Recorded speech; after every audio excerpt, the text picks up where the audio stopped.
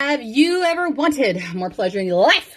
Wow, you come to the right space. Hey, it's Rachel. I've been an intimacy coach for 10 years, and I've been doing this series all year long. And in this month, we're doing actual content that I talk to my coaching clients about. No product needed. And now we're smack dab in the middle of a mini series where I'm doing the top 3 concerns that I typically hear in the consultation room for my clients. I did a video yesterday where 10 years ago I talked about the most common thing I heard in the consultation room was women talking about the fact that their partners had a higher drive than they did. Today, what I'm going to tell you is the second most prevalent concern that I hear. And this started about 5 to 6 years ago. And what was really important is that 5 to 6 years ago, when I started hearing this more frequently, I couldn't have told you at the time that there was a mass awakening and a huge power shift happening in terms of all of us as a species. But sitting here today in reflection of having these conversations, I can tell not only through my business, but through TikTok and social media and the world as a whole, there's a massive shift that has happened. And what this conversation would become is women would come into the ordering room and say, hey, listen, Rachel, especially after your demo here tonight, I recognize that I like sex. And I even feel like I miss it.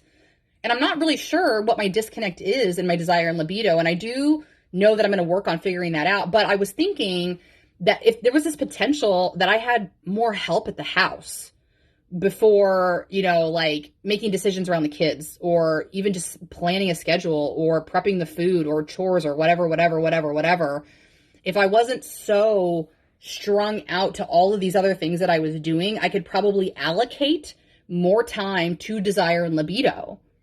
And it was just like this, of course, girl, because what you were recognizing is the emotional labor was unequal in your house.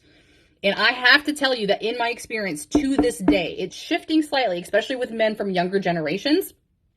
But I would still say 8 out of 10 relationships that I talk to clients, the division of labor is unequal in the house, where women are doing more than men are. And men don't see it that way because they're out working and providing and bringing home a paycheck.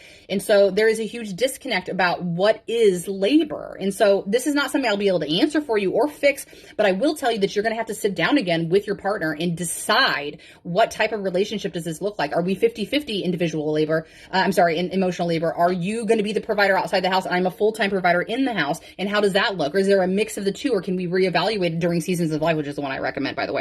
But it's so important to understand and recognize that you deserve time. You deserve to allocate your passion and purpose to growth and contributions outside of the things that you just feel obligated to do, like community and church and PTA and stuff like that.